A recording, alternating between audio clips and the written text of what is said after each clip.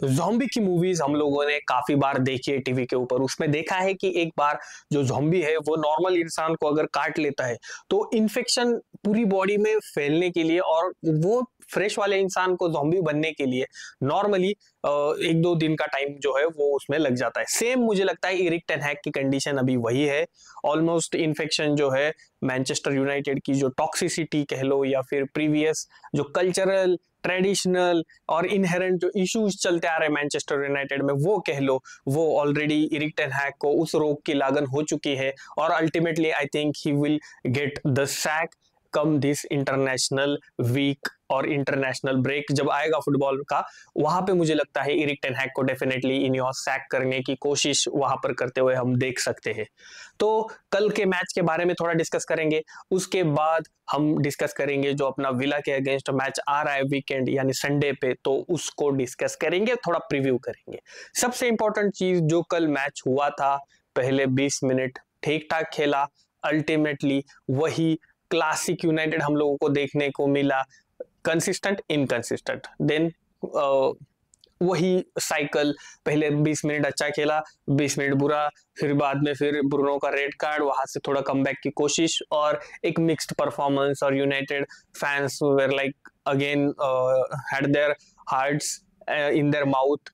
वो काफी ज्यादा फ्रस्ट्रेटिंग, एंशियस, नो वो पॉजिटिव वाला फीलिंग हमेशा की तरह वहां पे नहीं था और अप्स एंड डाउन्स वाला परफॉर्मेंस था। ठीक है, तो कल के मैच के बारे में अगर हम डिस्कस करेंगे, रैशफोर्ड एक गोल एक असिस्ट, अच्छा परफॉर्मेंस, लेकिन एरिक टेन हैग ने क्रिटिसाइज किया कि ट्रैकिंग बैक या फिर डिफेंसिव वर्क के लिए रैशफोर्ड उतने नहीं जाने जाते हैं। इसकी वजह से 45 मिनट्स के बाद हम लोगों ने गार्नाचो का आगमन देखा पिच के ऊपर और to be very honest Garnacho के आने के बाद उनका जो राइट बैक जो हम लोगों को परेशान कर रहा था वो कहीं ना कहीं वहां से क्रॉसेस आना बंद हो गया था।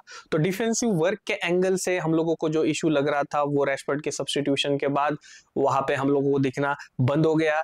लेकिन फिर एक बार मेरे हिसाब से ये मार्टिनेज और डिलीट की जो सेंटर बैक पार्टनरशिप है उन लोगों का ये अभी तक वाला I think one of the worst performance रहा होगा, क्योंकि I am not able to recognise अपना बुचर, उसको मैं नहीं पहचान पा रहा हूँ।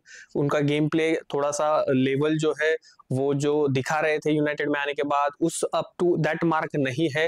लेकिन ठीक है, ये एक गेम है अभी, ये आप इसको एक आप ग्लिच की तरह देख सकते हो, लेकिन ये कंसिस्टेंटली नहीं होना चाहिए। On the other hand Maguire coming from the bench and scoring that late equaliser. ठीक है, अभी देखो दिन इतने बुरे हैं कि मैच अगर ड्रॉ हो रहा है तो भी यूनाइटेड फैंस थोड़ा एक्साइट फील कर रहे हैं यहाँ पर। एक दिन थे, वो दिन भी ऐसे दिन थे जो एलेक्स फर्ग्यूसन के टाइम पे, वहां पे हम लोग मैच जीतते थे, अगर ड्रॉ होता था तो वो एक लॉस की तरह लगता था।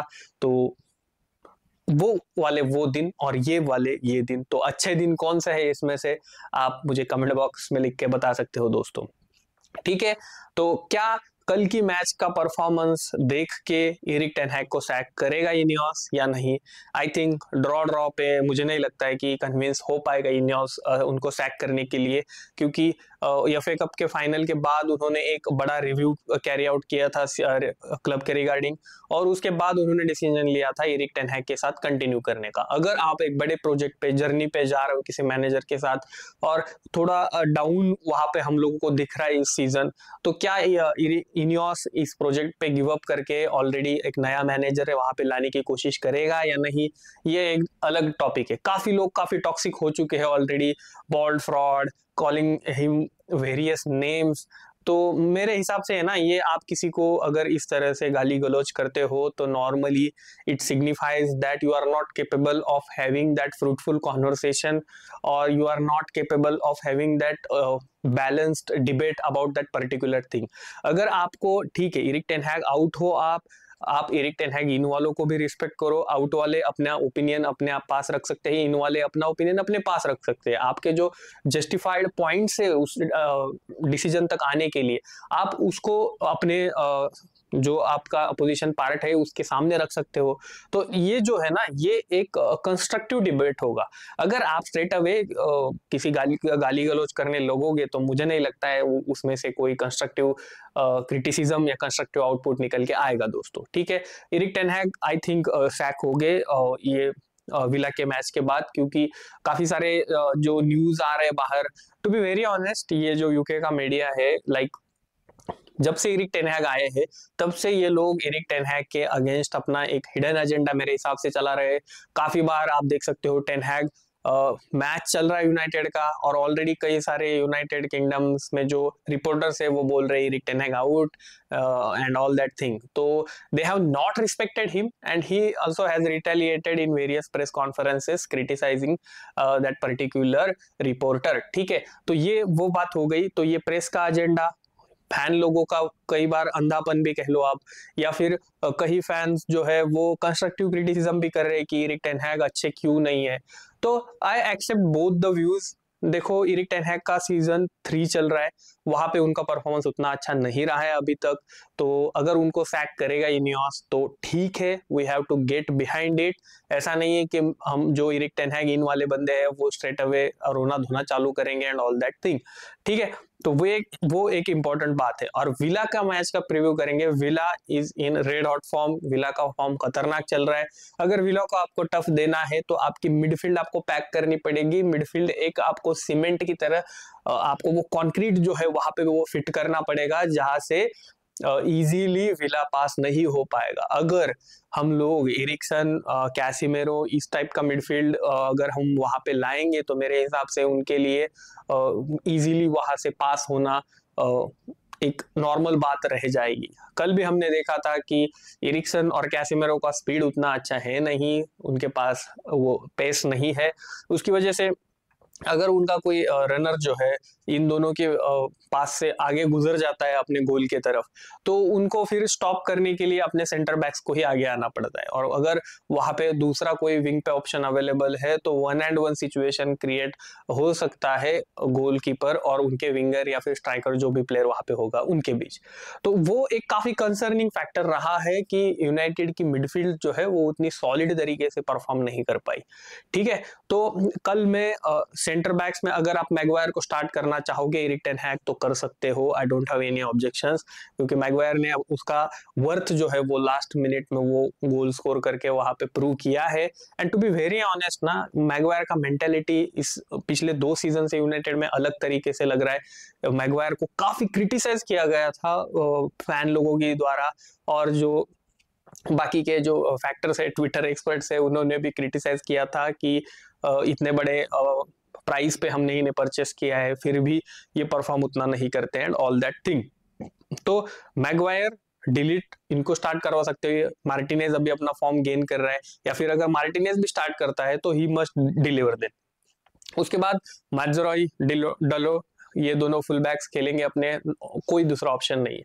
मिडफील्ड में मैं देखना चाहूंगा उगार्टे को। दोस्तों, उगार्टे अभी फ्रेश है, मैच नहीं खेला है मिडवीक का, तो अभी उनको आप लाओ यहाँ पे, जिसके लिए इनियोस ने उनको परचेस किया है, उनको उनका जॉब करने दो यार। एरिक टेन हैग उगार्टे को एक वो सॉलिड डिफेंसिव मिडफील्डर है, उनको आप कैसिमेरो के साथ या फिर उनको आप मेनू के साथ, एरिक्सन के साथ आप खिलवा सकते हो वहां पर।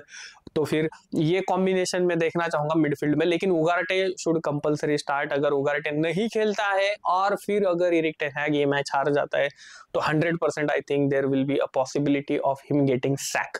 ठीक है, तो आगे ब्रूनो फर्नांडिस, यार उसको खेलना ही पड़ेगा। देखो, बेनी मैकार्थी का जब आपने लीक्स पढ़े होंगे बेनी मैकार्थी के, तो उसमें यही लिखा है कि जो भी यूनाइटेड के प्लेयर्स हैं ना वो अपना 100% नहीं दे पा रहे हैं, उनकी वजह से काफी सारे एरर्स आते हैं ऑन द पिच, एंड उस टाइम पे यूनाइटेड गोल कंसीड करता है। तो एक पैशन, एक मेंटेलिटी वाले एस्पेक्ट को क्रिटिसाइज किया गया है। और बेनी मैकार्थी, यार ये एरिक टेन हैग के साथ अभी कोच कर रहा था अपनी टीम को, मुझे लगता है नॉन डिस्क्लोजर एग्रीमेंट उनके यहाँ पे डालना यूनाइटेड भूल गया है, उसकी वजह से वो बाहर जाके ये सारी चीजें बोल रहे हैं प्रेस के साथ। ठीक है, तो ऑल इन ऑल यूनाइटेड के ड्रेसिंग रूम में इशू है, दैट इज क्लियर। काफी प्लेयर्स एरिक टेन हैग को मानते हैं और कुछ प्लेयर क्रिटिसाइज भी करते हैं, दैट इज क्लियर। काफी प्लेयरों का मेंटेलिटी भी क्वेश्चन किया गया है, उनका जो अप्रोच है, डेडिकेशन है, वो भी क्वेश्चन किया गया है। तो ये सारी चीजें होते हुए अगर Eric ten Hag, Bruno, Eriksen, Maguire, Martinez, Dalot, इन लोगों के ऊपर रिलाई कर रहे हैं, इसका मतलब Eric ten Hag trusts them.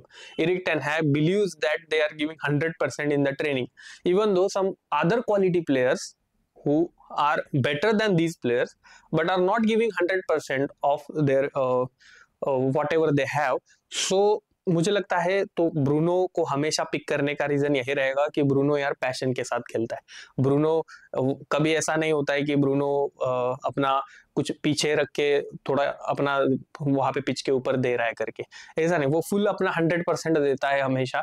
भले ही वो पोजीशन बेस्ड सिस्टम में अच्छा नहीं खेलता हो, बाकी जो उनके क्रिटिसिज्म के पॉइंट्स है वो भले ही फेयर हो, लेकिन ये वाला फैक्टर मुझे लगता है एरिक टेन हैग को पुश करता है हमेशा ही कि आप उनको चूज करो, क्योंकि you will always know what you get from him when he is on the pitch, that is dedication and passion for this club. Okay, तो फॉरवर्ड लाइन पे देखो अलेहांद्रो गार्नाचो को स्टार्ट करना चाहिए, अमद डियालो को और रासमस झर्क्सी में से किसी एक को।